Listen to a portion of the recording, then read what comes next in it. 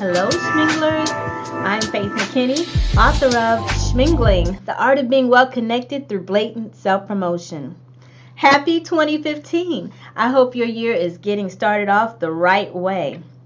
And guess what? Today I'm wearing my Faith in Action t-shirt, and I am supporting my BFF, Faith James. She is a wonderful author, speaker, and coach. And you can find her on YouTube. She's got a new YouTube channel coming out, FIA TV. Check her out. And her book is called Faith in Action: 7 Steps to a More Purposeful Life. And she is wonderful. So check her out. I love you. I love you. I love you. Today, I want to share with you how to manifest your goals for 2015 in 5 easy steps. You know, a lot of times when people talk about manifesting, they're talking about airy-fairy stuff. You know, a lot of people aren't really into that, and they don't really understand what it takes to manifest. So these steps are very practical, things you can use, and things that people can understand. You know, if you're not ready for the vibratory explanation, we're going to talk about it in more practical terms. All right? The first step is decide what it is that you want to manifest, what goals you have for 2015 or any time. What is it? You have to be clear about what you want to manifest. So I have 5 goals of my own, and I'm going to share them with you. First goal, I want to go on 2 national television shows this year. I want to go on the Steve Harvey Show, and I want to go on The Real Show. Those are the 2 national shows that I want to be on in 2015, and I believe that I can get on there. My second goal is to start my new networking organization, which will be really fun. My third goal is to have 2 influencer dinners. Influencer dinners are really a great way for me to get to know great new people. And I'll talk about that in an upcoming video, influencers dinners. The next goal I have is to speak and get paid to speak in 4 different countries. 4 different countries around the world in 2015. I can do that. And my 5th goal, the whole year I want to prepare to do a TED Talk for 2016. And I can do that too. So these are all clear, defined goals that I have that I'm going to work towards all of 2015. And many of those will come true. All of them will happen. But as they happen, I'll update you. And this is the way that you should approach your goals as well. Understand what they are and be clear. The second thing to do is know why. Why do you want to achieve your goals? For instance, I want to achieve my goals so that I can have a platform to inspire and teach others about their power, about manifesting, about the power that we all have.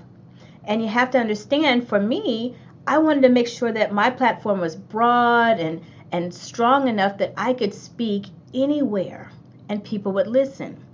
So I've worked all these years towards that goal. That is my why. It's very deep, it's very personal, and it motivates me to do everything I do. So understand your why. Why is it that you want to do what you do, or your goal, why you have your goal? Because if it's not strong enough, if it's not your why, it may not be enough to hold you through those shaky times when you're on your way to reaching your goal. The third one is remember whose goal it is. You know, a lot of times when you are on your way to manifesting your goal, you have your goal in mind, you want to finish school, or you want to, get married, you want to, anything that's important to you. You have to make sure that you take care of that goal, that dream. That's your baby. Don't let anybody take that dream away from you. You know, a lot of times while you're going through your year, if you're not really clear about what it is that you want to do, it's easy for people to come in and unintentionally take you off of your track to your goal manifestation. For instance, someone may say, hey, can you come to this meeting? I got this great business opportunity for you. Hey, you'd be great at selling this. Or, hey, can you help me host this conference here? Or can you be the president of this usher board? Or whatever it is. If it's taking you off the path to your goal, don't do it. Those are tiny dream stealers that people put in your way. If you take them and you use them and you do them, they'll take the energy away from you working towards your goal and manifesting your goal. So make sure that whatever you do, it's aligned with whatever you want to do, what your goal is. All right? Don't let people steal your dream bit by bit, because it'll happen and you won't even know. The year will be out and you wouldn't have achieved any of your goals. The next one is understand how to prepare for your manifestation.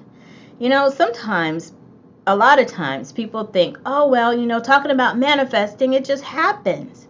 No, there are certain principles that you have to understand when you are manifesting, when things are coming towards you. There's a gestational period. Even if you wanted to have a baby, you'd have to wait 9 months because it has to grow, it has to form. And the same for everything else. You have to prepare. I remember when I was wanting to get married and find a new husband, and I said, wow, I really want to get married. I'm really ready. I want somebody to share my life with. I'm tired of dating. I'm tired of being out here. I want that. So what I had to do was prepare for someone to come into my life. What I did was I made sure that my finances were in order. I made sure my health was in order. I made sure my home was in order, and that I had room in my home to welcome that guest or that new love of my life. Not that I wanted somebody just to come and move in, but I needed to make sure that I didn't have any impediments, any obstacles to the person, the love of my life, from coming into my life and being a part of my family. I didn't have drama. I didn't have a bunch of friends in my ear yakking. I didn't have any of that. So when the love of my life came, I was able to accept him into my home, and we've been married for almost 12 years now. So that works, and you have to be prepared for your goal and your manifestation in just that way for everything. Make sure that you're open to accept the manifesting your goals coming to you. Here's another for instance. A lot of times manifestations come to you a lot, but we don't recognize it or we can't accept it.